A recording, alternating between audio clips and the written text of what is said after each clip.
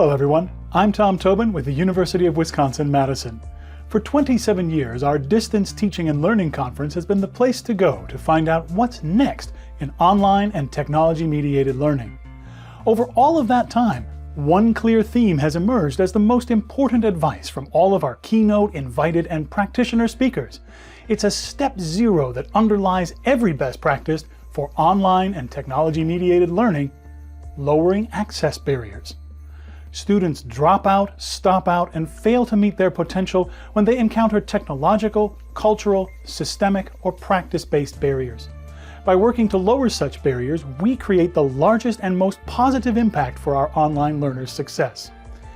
Think for a minute about common barriers that our online learners often face: work responsibilities, family commitments, military service. The biggest barrier that everyone faces is the clock.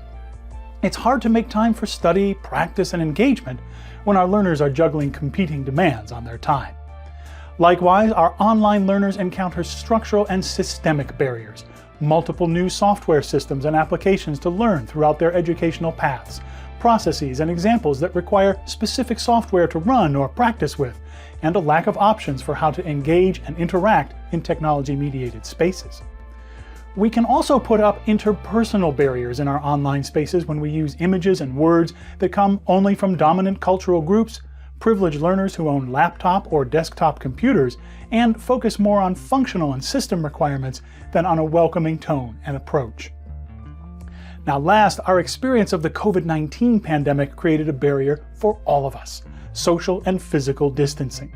Suddenly no one could teach in a physical classroom, and we had to make good enough remote instruction spaces. It's no wonder that many of our colleagues chose to shift to synchronous remote video sessions that felt like a simulacrum of familiar ways of communicating, but we quickly learned that always-on, all-day Zoom sessions were especially draining. So, what's next? Now that we have a clear and widely applicable example of an access barrier in everyone's minds, it's time to think hard about the design of all of our teaching and learning interactions, from face-to-face through blended and fully online ones. And the place to start is to identify and address access barriers. Here are 3 things we can do right away. 1. Assume device and connection variety. In the United States and Canada, a little more than half of all households own a laptop or desktop computer, but north of 90% of us own smartphones. Design online learning spaces and interactions so people can take part in them on their mobile devices. 2.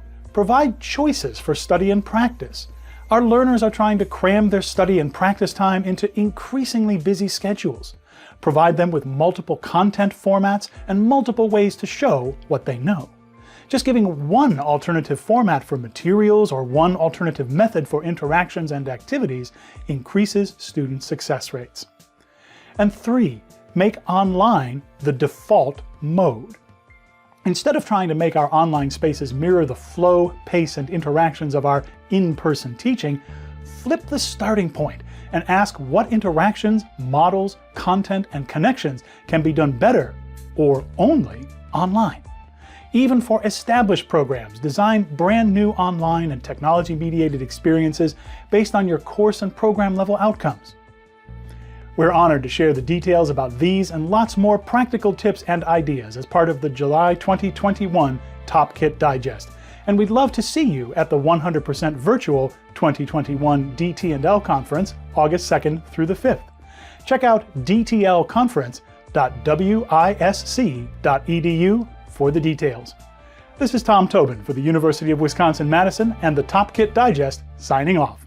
Thanks.